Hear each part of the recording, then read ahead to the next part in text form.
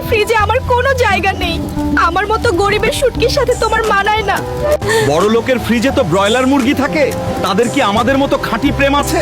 তোমার সাদা করা গন্ধেই তো আমার ঝালের আসল সার্থকতা। কাল সকালেই আমরা পালাবো শুটকি। গরম ভাতের সাথে শিলপাটায় পিষে আমাদের বাসর হবে। পৃথিবীর কোনো শক্তি আমাদের আলাদা করতে পারে না। এই সব ভিডিও বানানোর জন্য আমরা কোর্স বানিয়েছি।